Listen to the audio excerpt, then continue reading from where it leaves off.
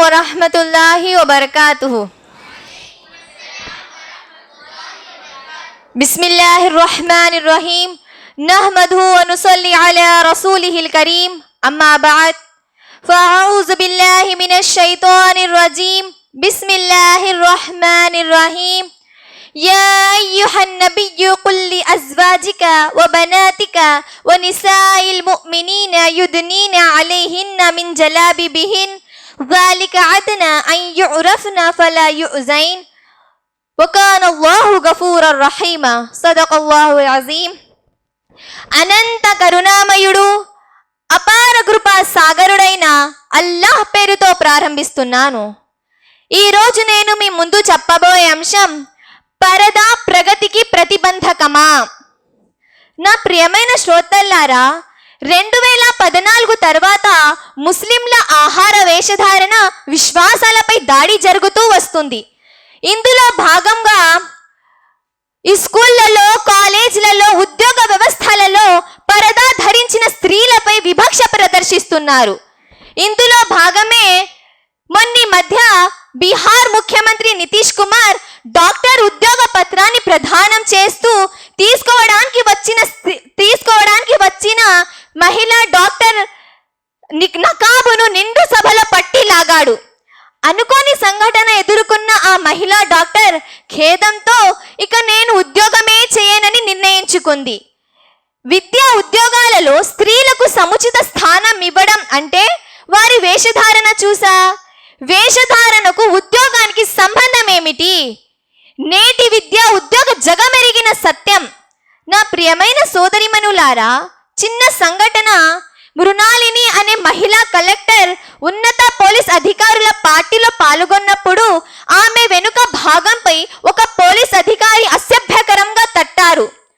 దానిపై మండిపడుతూ ఆవిడ ఆ పార్టీకి పిలిచిన కేపీఎస్ గిరి గారితో తన బాధ నివేదించుకుంది. దానికి బదులుగా గిరి గారు పార్టీలలో ఇది మామూలే అని అన్నారు.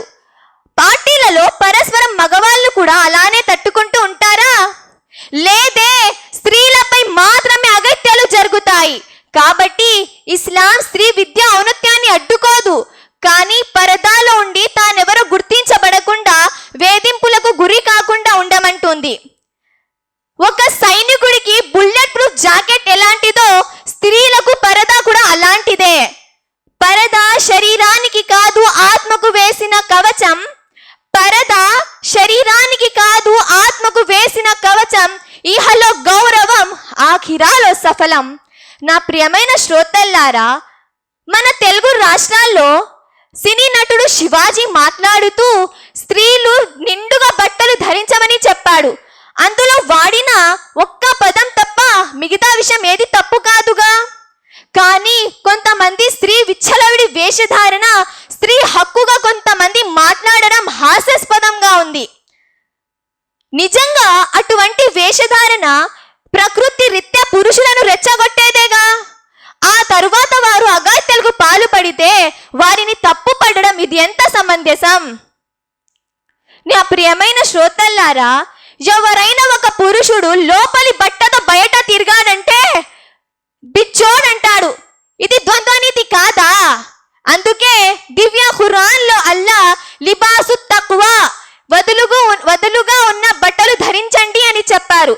అలానే స్త్రీలకు గుర్తించబడి వేధింపబడకుండా ఉండేందుకు పరదా పాటించమని చెప్పారు. ముందుగా నేను ఏ ఆయత్ పారాయణమైతే చేశానో దాని అనువాదం ఈ విధంగా ఉంది. ఓ ప్రవక్త, నీ భార్యలతో, నీ కుమార్తెలతో, విశ్వసించిన స్త్రీలతో వారు తమ దుప్పట్లను తమపై పూర్తిగా కప్పుకోమని చెప్పు. దీనివల్ల మర్యాదస్తులుగా గుర్తింపు పొంది వేధింపులకు గురి కాకుండా ఉంటారు. అల్లాహ్ క్షమించేవాడు, కరుణించేవాడు. ఈ ఆయత్ ప్రకారం చూసినట్లయితే ఇదే పరదా ఉద్దేశం. చివరిగా నేను నా అంశాన్ని ఈ కవిత్వంతో ముగిస్తున్నాను. ఆడపిల్ల చంద్రబింబంలా అందంగా ఉండినా అందరూ తల ఎత్తి చూస్తే చంద్రుడిలా ఉండకూడదు. ఆడపిల్ల మండే సూర్యుని అగ్ని గూలంలా చూసే వారి చూపులు చిన్న బోయలా ఉండాలి. చివరిగా అల్లాహ్తో నా దువా ఏమనగా, సమస్త మానవులకు ధర్మ అవగాహన ప్రసాదించుగాక.